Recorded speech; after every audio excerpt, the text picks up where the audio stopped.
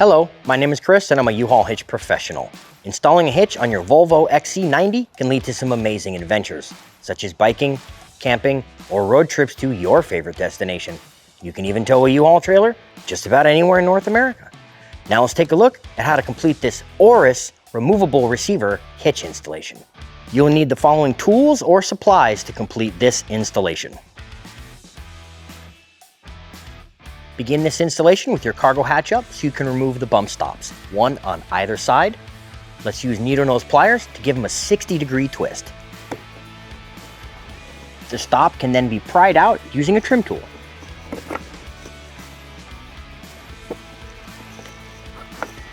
Next, you can remove fasteners from the wheel well liner using a T25 Torx bit. This XC90, we found 5 T25 Torx screws and we did not find one under the liner. Gently peel the fender trim away from the vehicle. Use a trim panel tool if needed.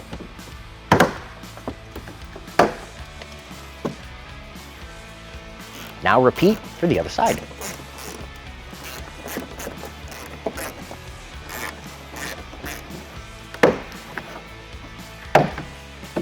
Remove 4 more Torx fasteners from the underbody panel, 2 next to each exhaust tip.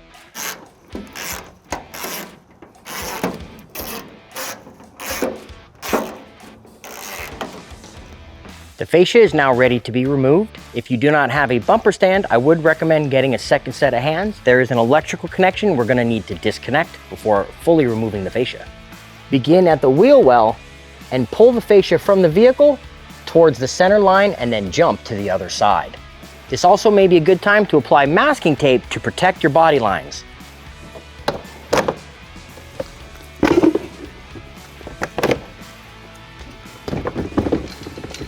Disconnect this adapter directly below the passenger taillight. You can now remove the crash beam by removing 3 15mm fasteners on each side.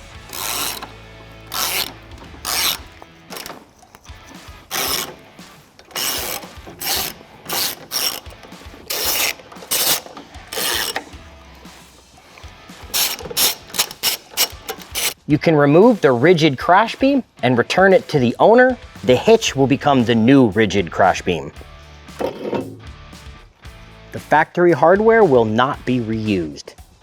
With the bumper beam removed, there is some area that looks like it has some coating, maybe it does not. There's some aluminum discoloration from the bumper beam. I'm not gonna take any chances. Let's go ahead and apply some rust prevention in this area.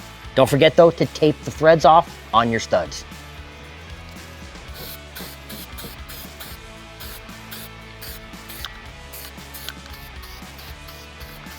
The hitch cross tube can now be placed on the vehicle. We can now install the newly provided hardware. Begin with your M10 nuts and conical tooth washers. Make sure the beveled edge is rounded out towards us.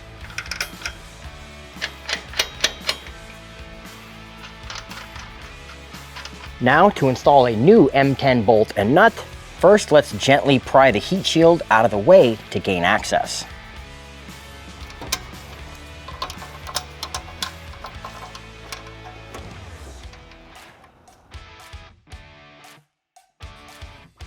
You can now tighten and torque the hardware to the manufacturer's specifications. I will link them in the description below. We're gonna need a second 17mm wrench to hold the nut behind the heat shield.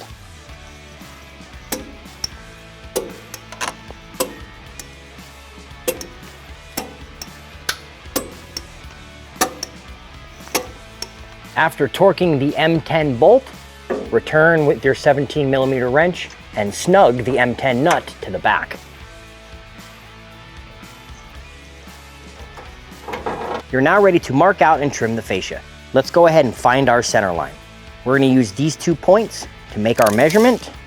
Once you have established the center line, measure 2 inches to the driver's side, getting as close to the kick sensor bracket as possible without damaging it.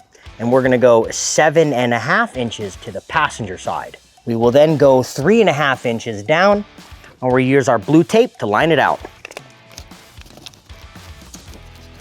After lining out your cuts, double check your measurements with the tape, and then make the cut with your tool of choice. I prefer the air saw. Use a metal file to clean up any frayed plastic. You can now return the fascia to the vehicle. Remember to plug in the electrical connection. Clip the fascia in from the center, working your way outward. Be sure to remove the tape so none gets pinched in the body lines. And we often have to stretch the corners of the fascia into position.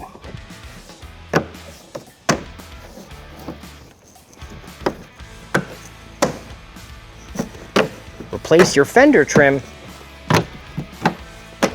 and return all your T25 Torx fasteners.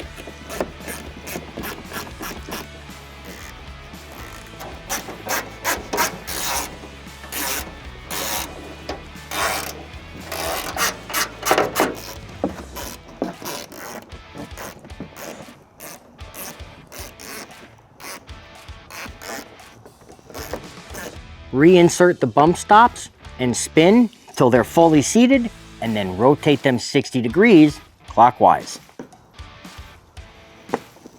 With all the fasteners returned, we have noticed the fascia is slightly touching the safety chain eyes.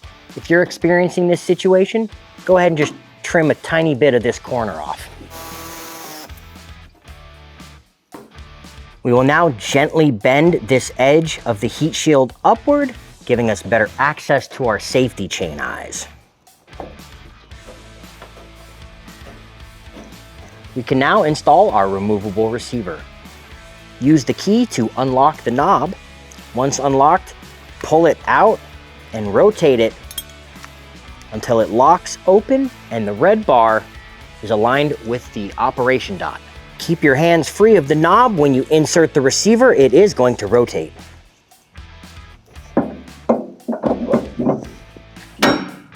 Note the manufacturer has pointed out not to lower the receiver with the accessory still in. You must remove the accessory before you lower your receiver. Unlock, pull out on the knob, and rotate the red box to the white dot to release.